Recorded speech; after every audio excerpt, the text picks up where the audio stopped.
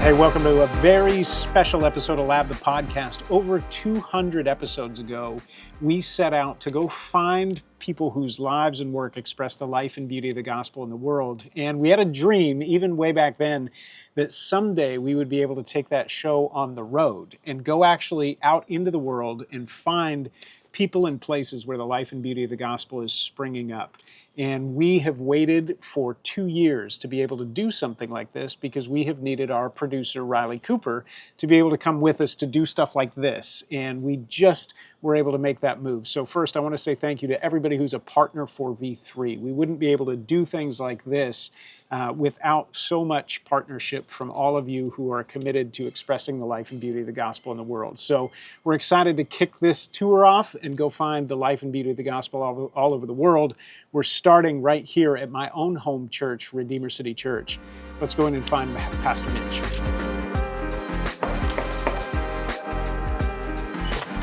There it is. Good to see you, man. Good to see you. Thank you for having us. Come on in. Yes, we are here. Thank you for having us at Redeemer City Church. You bet. Awesome. It's great to have you all here. I was just outside on your stoop with everybody else and saying we have been waiting for 2 years to be able to get out into the world and find the places and the people where the life and beauty of the gospel is being expressed. And so awesome to be here at Redeemer City Church with my pastor, my friend, Pastor Mitch Kuhn.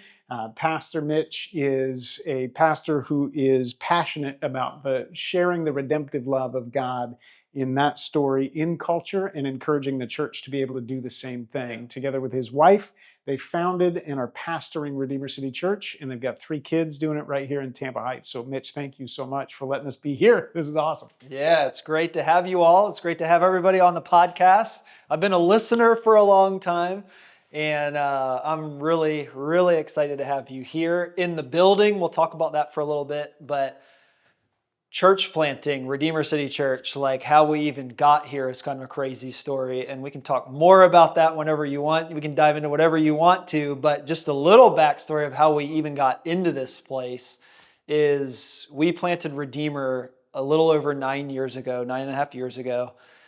Easter was our public launch. And I kind of like to tell people we did everything wrong. We did it all backwards. We didn't raise any money. We didn't build a huge team. We didn't do all the things you're supposed to do.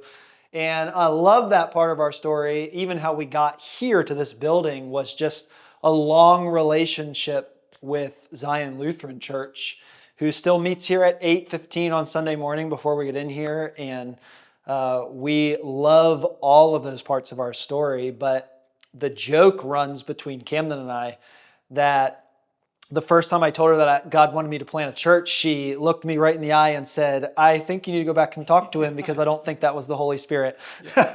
And the reason is because, for all the reasons I just said, I'm not really entrepreneurial. I'm not a businessman. I'm a pastor at heart. I'm a shepherd at heart. I'm a teacher.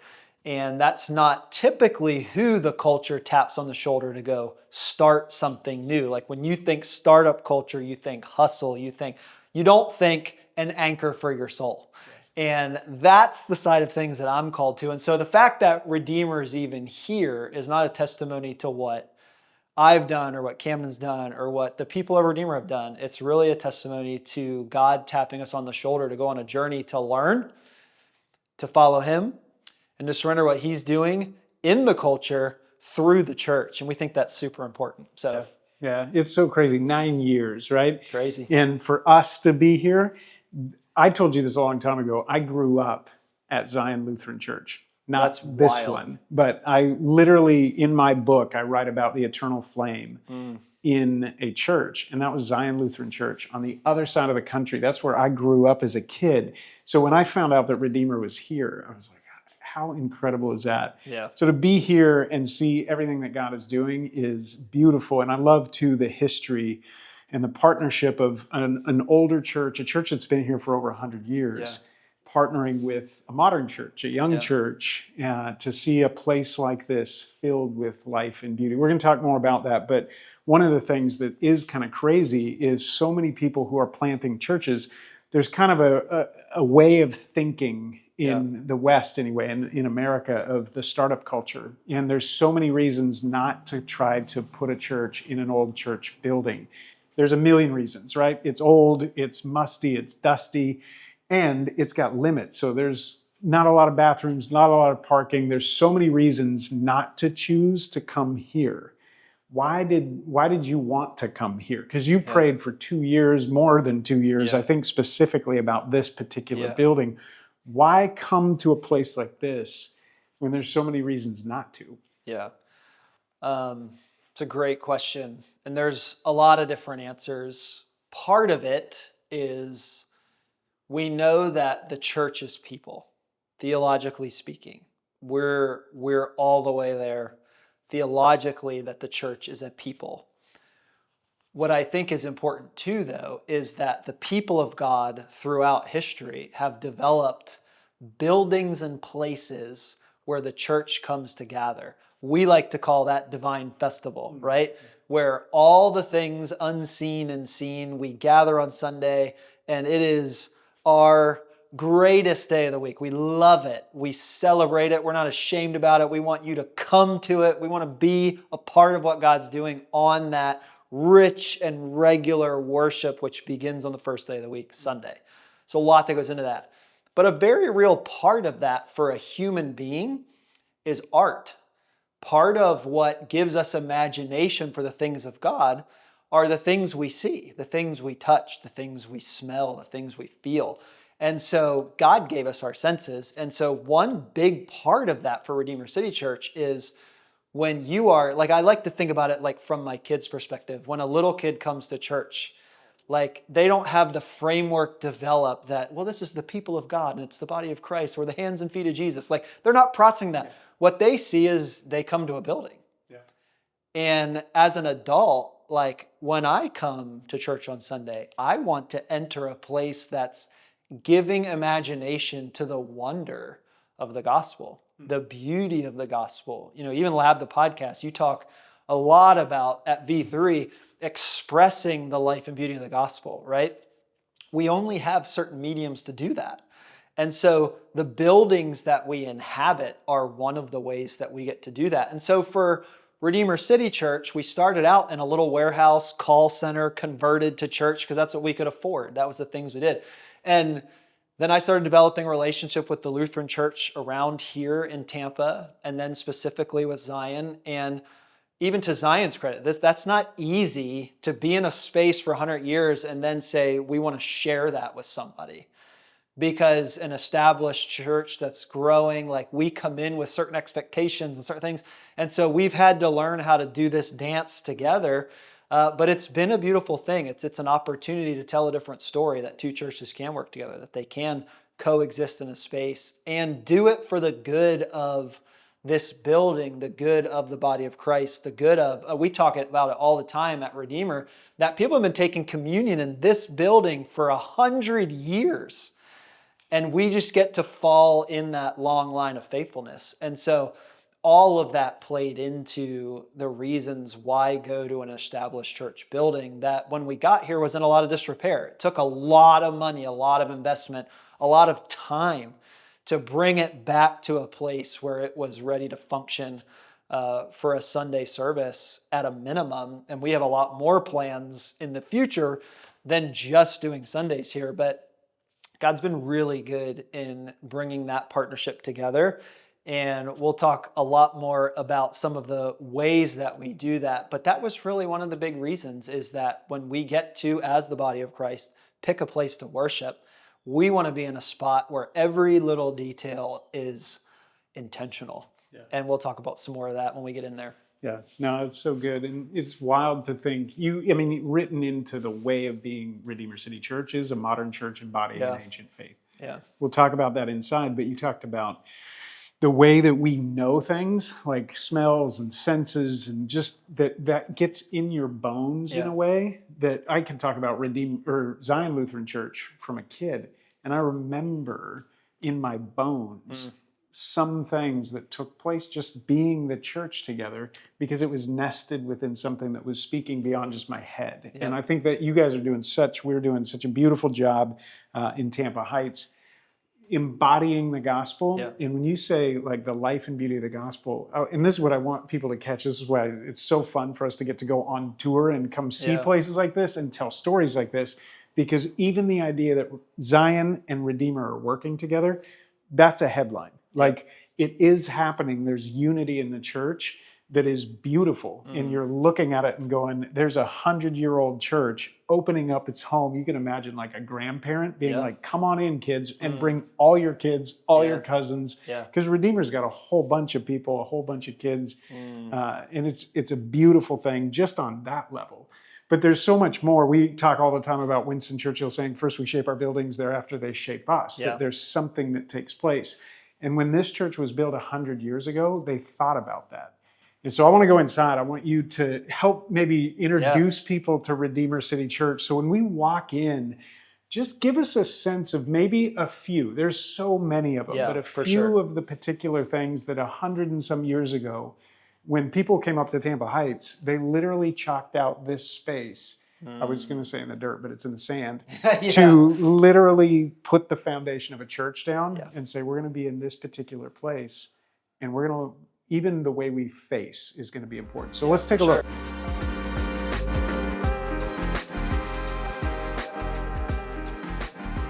Yes, this is it.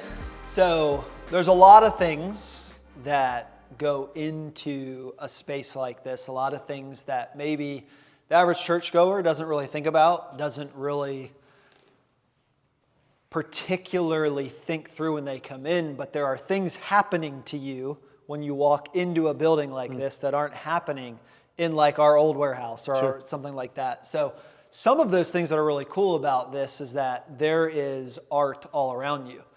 Your senses are being played on when you come in here. So for instance, like when you walk in here, every single thing in here is pointing up. When you look at the glass windows, the arches above them are in a point. When you look at the altar up front, the arch above it is in a point. When you look at the cross woodwork, it's all pointing up. When you look at the air vents up at the top, there's a cross pointing up. When you look at the giant stained glass window in the back, the top of it is in a point pointing up. That is all doing something when you come in here. And so what we like to talk about in the architecture here, and it's a Gothic style, it's got a particular thing happening, is that when you walk in here, you immediately have your vision drawn up. Like you're immediately drawn to the fact that it's high and lifted up, right?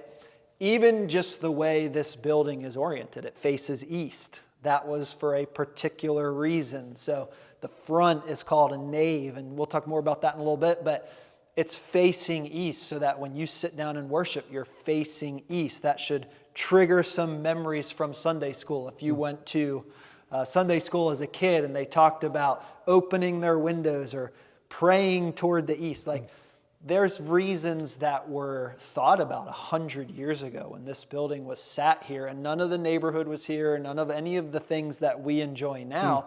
And so that's where a lot of those pieces of, at Redeemer, we say it this way, we're a modern church. We're for now. We live now. God didn't make a mistake in that. But we're embodying an ancient faith. And so any of those pieces, like we are modern people. Like I am who I am. You are who you are. Our congregation is who they are. They're living now. They have modern jobs. They have modern cars, modern food, modern medicine, all the things. We have computers. Like I'm a Mac guy. I don't particularly enjoy you Windows people, but that's a different podcast. But we know all those things and we live all those things. We have a light bar hanging in here with stage lights. But the way we think about that is how can we accentuate the beauty that's in here? We're not trying to recreate beauty. What was put in here 100 years ago is still really meaningful. And so we're trying to highlight those things because as a modern person, I need as many of those strings attached to the unseen world around me that are going to help me grasp that. So when I walk into a place like this to worship, my imagination comes alive in a way that it just didn't in our old warehouse. And that's not a knock on anybody doing church in a warehouse. We did it for many, many years. But when we had the opportunity come for this building, we were a big yes to spending hundreds of thousands of dollars to bring this building back to a place where it can be used for rich and regular worship. And it's valuable because we need these beams of light, these lighthouses in our cities, and not just in Tampa, but across the country and the world, that don't become pubs and cigar lounges and all the things that we see. And the secular world goes, man, that's so cool. That's tragic from our point of view, because they are the watchtowers, right, in the city where we are proclaiming good news. And our world needs that now as much as it ever has. Yeah. It's when you talk about like the intentionality, you said rich and regular worship, you said meaningful, you said these things that are really important. And I'm reading a book right now, it's great. It talks about beyond modern, hyper modern. Yeah. What people are saying is the modern project, for all those benefits that you listed, there were some downsides, there were some shadow sides of modernism. And so you talk about Gothic architecture, that all came from a time and a place where there was a social imaginary of transcendence. That why point up? Why build something and put something before the neighborhood existed? We're going to put something that's telling a story. It's inviting you to turn your vision up, and it's putting stained glass windows, not so people in here can look at pretty things, but so that the light from the church would beam the story of the gospel into the city. That's what they were thinking about. It was much more of, hey, there's something that is real. The gospel is a reality. And so we're going to participate with that. And so the places, when we have the ability, we didn't for a while, Redeemer City Church, but now we do. And so we're going to take these things, and we want to be in a space that draws your vision up. We want to be in a space where you worship thinking about a coming dawn, the horizon of a new thing coming. I love that when we walked up, you said, these things are just happening to you. It's part of why we chose to come here as a church. We live in the neighborhood, but it was an easy yes, because when we walk up in here to worship, we're already nested within the story that is shaping us, which is so, so important. And I want to keep walking. You talked about the nave, so we're going to walk through this part of the church up towards the front, and this beautiful piece of Gothic architecture, hundreds of years old, right? They fashioned this. And you mentioned like the spires. If you go to Oxford, to a city that has more of a medieval nod back, all of those spires are going to be pointing up. And we've talked about this before, that a spire doesn't have any practical purpose, right? There's not even a stairwell in there to get to it. It's literally just, they've said, the finger pointing to the heavens, right? So we're here looking at that. What else do you see in that altarpiece that is important, right? Like, again, you're making choices that another church may have been a modern church and come in and said, let's strip all that stuff out. But you actually said, no, let's keep it and let it be a part of our participating in worship. How does that participate in the worship at Redeemer City Church? So part of it when you walk in here is the things that start happening to you are the beauty. It is the vaulted ceilings. It is, you notice pretty quickly all those things that are pointing up. But what happens to you eventually is you sit down in a pew and you look forward. And even some people have reacted against everybody sitting in a pew looking forward.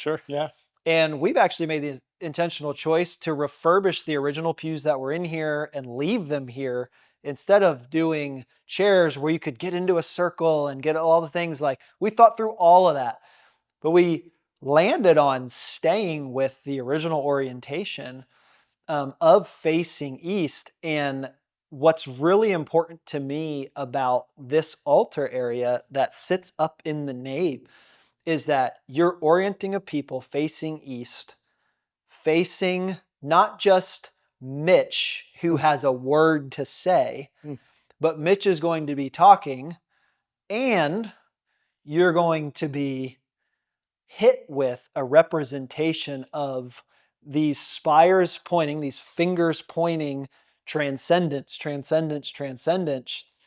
But then there's inevitably going to be that moment where you see this statue of Jesus, and it's going to do one of two things to you. It's going to make you uncomfortable, which I am fine with. But what my hope is in that is as you become uncomfortable, depending on your church background, or it will make you feel really comfortable if you come from a more liturgical background. Sure. It'll do one of those two things. But if it makes you uncomfortable or comfortable, what I'm hoping in that moment is it also makes you curious. Yeah. Because there's actually a great story behind that statue that we can talk about now if you want to, or we can talk about that in a little bit. Yeah, I would love to. Um, the story goes that the original of this is still over in Europe somewhere. You can Google it. But the beauty of this is the original sculpture, when it was made, is it had Jesus's arms high and lifted up, like raised up, like the ascension, right? Like you would think of thinking about Jesus rising. And his head was up, he was looking out, his arms were up, love for the world. And the way the story goes is that the artist finished it. It was his arms were up, his head was up, he was looking up. And whatever happened in the atmosphere that day, the humidity was high, the windows got left open, or however that actually happened. The story, there's a few different versions, but when the artist came back, the humidity had caused the hands to lower and the face to lower. And so now what's really cool about that is the only way you can look Jesus in the eye in this statue is to get down on one knee and look up at him and receive his outstretched arms and him looking you in the eye. So that's the story that's behind that. Yeah. And so the only way for you to truly understand the artwork that sits in front of you every Sunday is at some point for your curiosity to get the best of you, for you to go find out why we still have that sitting up front. And so we're creating some pathways for people to like tip people's curiosity in that direction. But I'm very comfortable if that's just an imaginary thing for somebody for 6 months, a year, 2 years, to where they someday it dawns on them that that's not there just to be there. It's not an idol in the front of the church. It's not some weird thing. Yeah. But there's actually a great story and a great imagination behind that. Not so that you'll keep thinking about this statue, but for you to have that moment where the gospel hits you through the storytelling of a piece of art where you go, oh, that's why that's here. It's no different than every single stained glass window in here tells a different Bible story. Yeah. This one's telling one as well. And so it's super important to us. It's so cool too. I think that idea of like it's such an impoverished view of people and God, who he's made us to be, to say like, oh, that thing's a dumb idol. Art is not, we always say, right? You don't just look at it, you look through it. It invites you to go, what is that? Why is that? That's just a beautiful way to keep the story being told, even when you're not preaching. And we learn in so many different ways.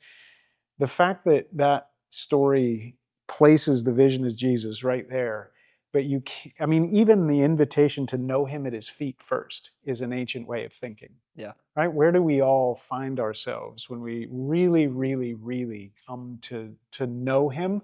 It's usually at his feet. Yeah. Right? And you understand who you are in relationship to God, and you are humbled in a way. And it invites you to that posture first. Yeah. And then he lifts you up. Yeah. And just the mix of transcendence and incarnation, I mean, it's beautiful.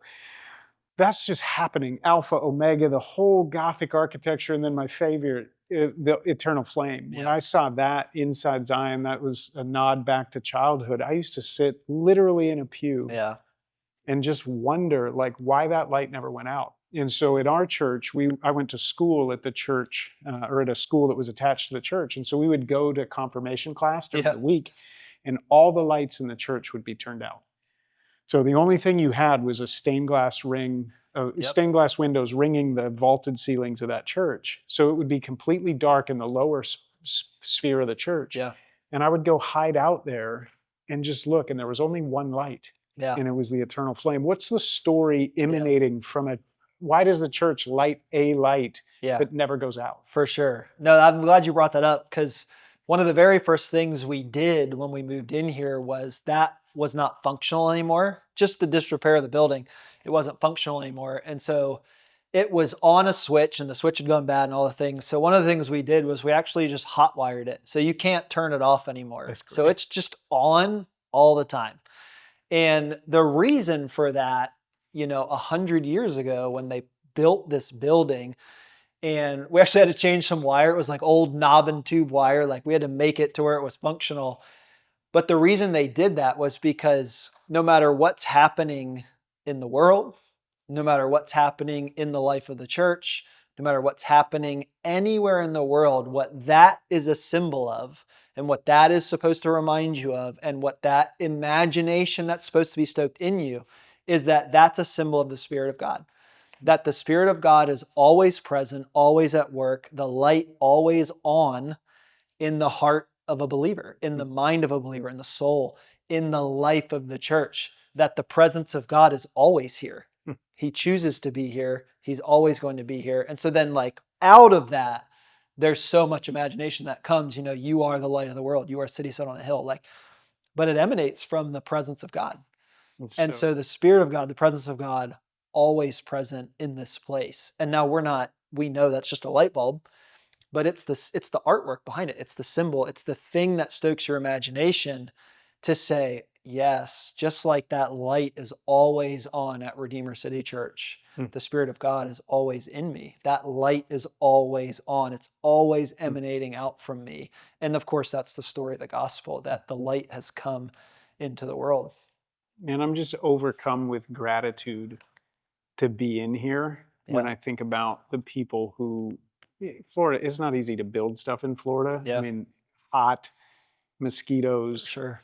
a million reasons why you wouldn't stand out there day after day, put bricks on top of bricks on top of bricks and make this really steep pitch in a building to get it pointing in the direction that you want to point it, probably to clear this land and the alligators so you can put it in these. Like, people did a lot to make it possible for my family and other families to be able to have a place where we can come in and find rest and an anchor for your soul.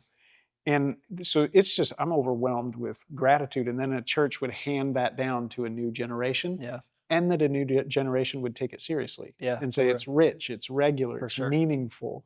And what a gift and what a treasure. And we get to steward it for the next generation. It's incredible. If you've got time, I want to just transition. Maybe we can talk about the inside of Redeemer City Church, not the building, but the people and what God is calling you to. So let's do it. Yeah. Can we sit here? Yep. Yeah, I want to maybe start with the name, right? Because you didn't have the opportunity to build a cathedral like this. You inherit it in some respects, like a generation hands it down to you. But you did plant and found Redeemer City Church. And there were particular choices being made even then. And naming things is incredibly important in Scripture, in just who God's made us to be. So much goes into that when you name your kids, like you're thoughtful about it. Why did you all choose Redeemer City Church 9 years ago and say, you know what, for what God's called us to, that's the name? Yeah, this is an important part of our story and the way that our particular church came about. I actually really struggled with naming our church at the beginning. I had a difficult time like wrapping my head around the significance of that and knowing that if the Lord willed, like we're talking 50, 100 years, like maybe longer. And, how do you name something for that significant amount of time? So I struggled with that. And what that led me to was thinking, from a theological perspective, like redemption is the story, right? That, God is in that business. And Luke 4 was really formative for me. Like when Jesus said, I have come, and then he lays out the beautiful nature of like to set the captive free, to like all the things that he says in Luke 4. That was formative for me. And so the question that I landed on in my mind was, what would Tampa look like if the kingdom of heaven did in fact come to earth as it is in heaven, as we're taught in the Sermon on the Mount? And the answer that kept coming back in my mind and then in our team at the time's mind was Tampa would be a redeemed city. I think a lot of times when we think about heaven or we think about we think it's otherworldly, it's somewhere out there. That's not actually what Scripture teaches, right? It teaches that God's kingdom is coming on earth as it is in heaven. And even in the whatever your eschatological views are, like whatever that new heavens and new earth that is in your way of thinking, the reality is this is the thing he created. He created heavens and the earth, and he wanted to inhabit that with his people. And that's still the vision that now we're taught to join him, to participate with him in bringing heaven on earth, right? And so that became a really big thing. And so what we saw in naming our church was we're in the city, we're a modern church. We are for now. God didn't make a mistake when he put us here for such a time as this, right? And so for us, it became really clear as we were praying and just thinking about what God made us passionate about is like Tampa is really a melting pot of people. We talk a lot of times like so many people aren't from here. I'm not from here. You're not from here. Yeah. But we find ourselves here in what we perceive to be a pretty significant moment. And, we're always looking for what's God doing in the world. And so many times he's doing things that are immeasurably more than we could ask or imagine, but he doesn't really ever do it on our timeline. And so we've just been slowly learning that journey, but the name was really a significant portion of that because we landed on Redeemer City Church because if the kingdom was in Tampa, it would be a redeemed place. God wouldn't change it. It would still be full of people, full of life, full of light, full of beauty, full of all the things that we enjoy, but it would be redeemed.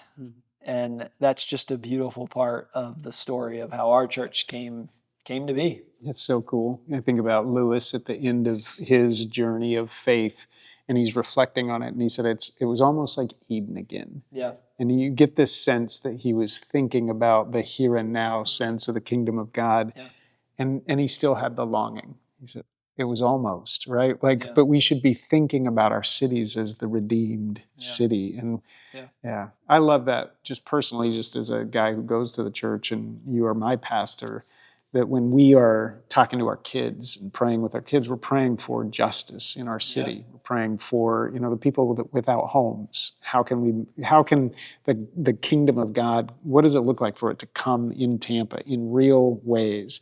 And I think that forces us to the feet of Jesus again, because none of those things are in our control. They all seem so big, so impossible, so immeasurably more than we can hope for. And yet you pray for them and you participate in them. I think that's why the embodiment part sticks out. I want to ask you to say more about that, because again, laboring over language, what do we name a church? And then if I introduce, this happens probably to you all the time, like, hey, you go to Redeemer City Church, tell me about it. Yeah. And the next thing I find myself saying is, well, we're a modern church embodying an ancient faith. Yeah. And that embodiment is really important. I've said it to you before, and not to puff you up, but you're a very, very good teacher, very, very good teaching pastor. And so at a head level, very, very sharp. And there's an intellectual component to Redeemer City Church, which I love and appreciate. For sure. But it wasn't that we would just be a church that has a lot of head knowledge. You said embodying this thing. What does that mean to you? And why was it important as in these early years, if you're thinking 50 or 100-year church, to codify with language that embodiment would be a part of it? Yeah. No, super important. So modern church, we're here now. We recognize that we're doing life now. We're not doing life, we're not becoming monks or, even desert fathers and mothers. We're not running away from the assignment God's given us here where he's called us to. Though we appreciate those people, we learn from those people, but God did put us here and he put us here now as salt and light, right? And so we're a modern church, but we're embodying an ancient thing, an ancient faith, right? The scriptures are an ancient book. It's an ancient letter that God wrote. And so we are trying to embody something that isn't from now. And so the beauty is where that ancient faith meets our modern moment. And we are excited about taking those ancient things and living them in our moment. we think that's actually one of the really compelling things about the church. I think over the last 10 years, people have asked the question, like, do I need church? Should I go to church? What's the Sunday thing all about? Like, why do I go listen to that guy? Listen, I'm with you. Why come listen to this guy? And that's actually a big component of what we're doing. So the scriptures tell us that the early church devoted themselves to 4 things, right? Like the apostles' teaching, prayer, breaking of bread, and fellowship. And so at a minimum, we're doing those things, right? But part of embodying our faith here at Redeemer City Church is we're actually reorienting a lot of that stuff. So the main focus of what we do on Sunday now is actually communion. So I do get up and teach. That's a really important part of what we do here. But I'm doing all that to set you up for a moment at the table so that when you walk in, those things start to happen to your senses. You start to feel something, and then you praise the Lord with your mouth. And, like Psalm 150, let everything that has breath praise the Lord.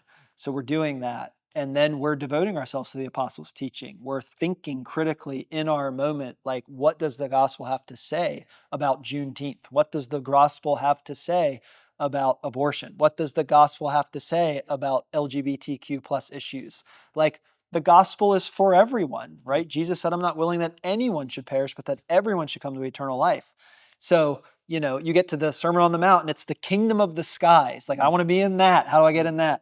Like, there's a very real component where that ancient faith still has so much to say for the way we actually live our lives. And so for us, it starts on Sunday where we gather in this divine festival and we join in with the ancient praise that's been happening for thousands of years and still happens with millions of people around the world every Sunday. We're joining in on that in our way right here in Tampa Heights. And so we're embodying that reality. We're living that reality out every single week. But here's where I think something's different for Redeemer. For so many years, the church has been saying only come into these walls, come into these walls, come into these walls, come into these walls. Like, get your neighbor in these walls. What we're saying is we have this amazing divine festival on Sunday, but then we are the people of God who go out. And so we're not actually trying to do a whole lot of programming for you through the week.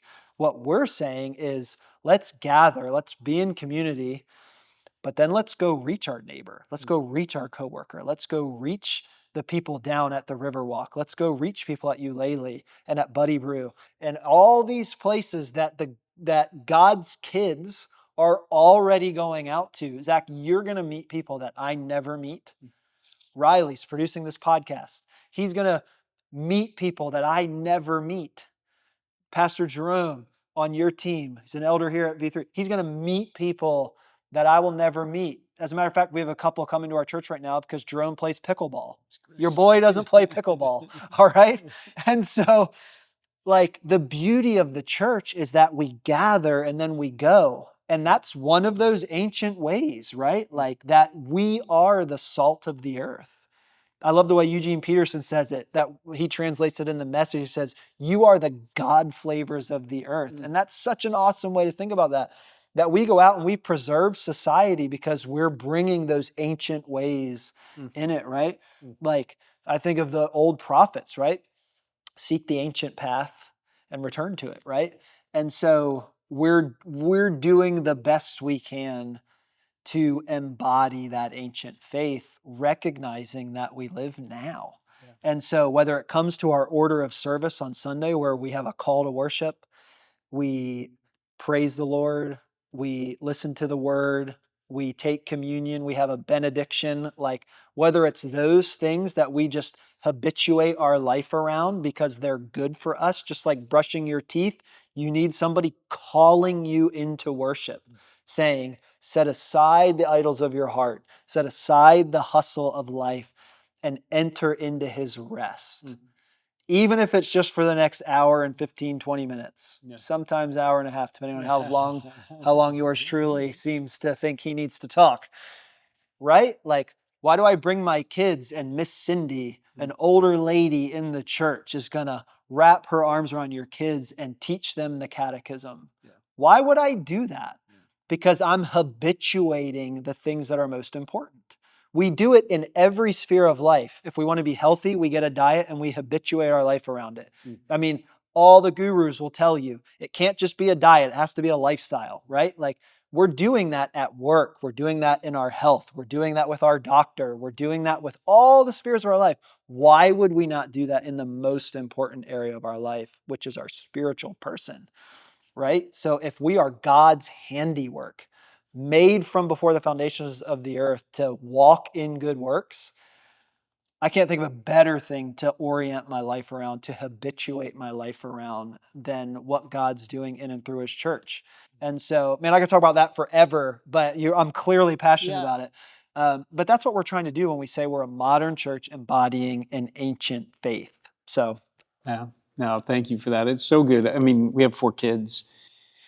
And it's deeply important, that rich and regular worship part, for them to be formed. First, we shape our buildings. Thereafter, they shape us. Every single week, time and place. They come here. We recalibrate. We turn our vision up. It's not that it's not every other day of the week, but we say on this day, the first day of the week, the first fruit of our time is going to be set before God. And we're going to go together. And we come in here and we participate with a whole body of people facing in the direction of hope. And the vision is Jesus. And we meet him at the table, at the feet, where he says, come, everybody who's weary, everybody who's thirsty, and I'll give you rest for your soul. And it's just happening and happening. It's beautiful.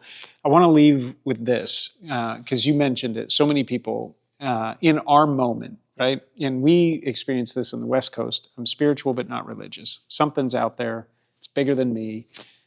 But I don't know if I can ever know it, and I don't know if I would want to. But it gives me some measure of comfort to know the story's bigger than myself. But that's as far as they go. And they certainly would never come into a church, right? That's a lot of the progressive, open, transcendent, secular West, right? It feels like that. Then there's a lot of people who have grown up in churches and they've said, that was dead to me, and I'm never going back. And so they either have never been to a church, or they've been and they've left and said, I'll never go back. Or they're people who are curious maybe and saying, I don't know, I'm nervous about coming in and being a part of a church. What would you say to that person who's saying to themselves, why should I come?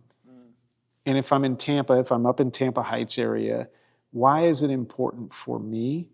And what would you say to that person to help them make that first step? Because it is weird. It is weird. I'll be honest about that. Like, it's all of everything that we just talked about is rich and beautiful to me and to you. But to somebody else, sometimes it's super scary. And I want to be honest, like, all of this feels beautiful to me and to you, but it might feel really overwhelming to somebody. What would you say to the person who says, that just feels like a lot? Yeah, it's a great question. I think about That was like 42 questions. The one that I really want to know is the person who says that feels like a lot, right? Like, I'm signing up for all that. I just kind of wanted to dip in and hear a good message, right? What would you say to that person who says, that feels like a lot, but something's drawing me toward it? Yeah. I would say, man, a lot of things come to mind. I think about the woman at the well who was not coming back because of her shame. I think about the prodigal son who ran away because he thought he could find something better. Think about the prodigal son's brother who was in it and religious and thought he had it all figured out. And the beauty of all those stories is that, and I think especially about the woman at the well, when she had an encounter with Jesus, the thing that she went and told everybody else was, come and see. And I think there's a curiosity in all of us. I don't remember if it was Lewis or somebody else who said there is a God-shaped hole in everybody's heart. And I believe that. I think that's true. I think the reason that you would even be on this podcast searching out some of those things or Googling churches or looking for spiritual things or the amount of people who tell me they're spiritual, but it's not progressed past that, is because there is that longing in all of us. We are transcendent beings. Like, we have that buried within us. The scriptures tell us that in the heart of every human being ever created is the knowledge that there's a God. And so I think humanity just knows that.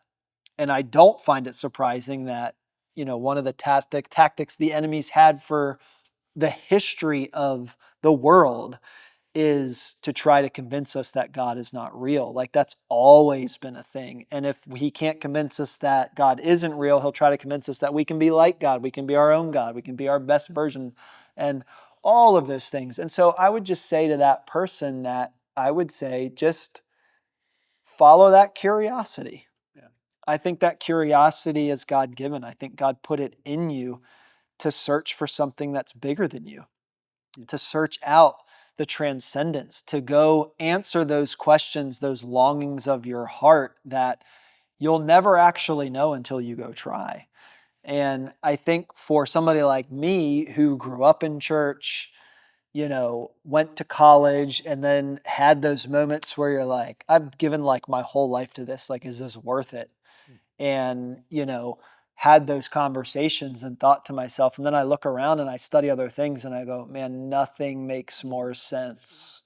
I say it this way to our church. Most people don't have a science problem because if you go do the research, there's credible reasons. Most people don't have a history problem. If you go search out those things, the history of the Bible and all the things, it checks out. What truly at the heart of it, and it started in the Garden of Eden with Lucifer and the snake and the serpent, what started there is just that the rub for people is I have to be willing to surrender my life. Like I have to get to the point where I recognize I'm not the best boss for me. I am not the best Lord of my life. And I think it's a lordship problem that actually, when push comes to shove, not only do I not want people to tell me what to do, it's even worse when people tell me there's nothing I can do. And that's really what the gospel is. It's God's office is at the end of your rope. And I have to come to the end of me to look up and see him. And so I think that's the rub for people. So to that person who's wondering, should I go back? Should I do? Like, I would just say at the cross, at the feet of Jesus, we are all equal. So it doesn't matter if you've been in church your whole life or you've never come to church. We're all equal at the feet of Jesus. And that picture that tells us is that God is looking at all of us with compassion and open arms and welcoming all of us in. And what you'll find when you come to Redeemer City Church is that every single person that comes here has been waiting for you to show up. We've been praying for you. We're hoping you'll come, and nothing will be more exciting than when you do walk through the doors and give Jesus a try. Yeah. Yeah. It's crazy. We've spent like a year, almost 2 years now, thinking about longing with our Sehnsucht Symphony. And I think you're right. People are longing. They have that sense of transcendence. And I would just say it's the most restful place that you can be at the feet of Jesus. And so what a beautiful story. Thank you. I know I got to be careful with your time, but this was awesome. And I want to thank you all for hanging out with us, doing something new and getting out and like seeing the life and beauty of the gospel. There's so much of it just like bursting out of Redeemer City Church. And that's due to a long faithfulness, a long obedience, as Eugene would say. So really, really grateful for you, Mitch, and for your family and for Redeemer City Church. This is absolutely beautiful. So excited to come maybe see your church and hear more of the story across the world. But this was really cool. So thank you. Yeah, you bet. Thanks for having me. Yeah, awesome.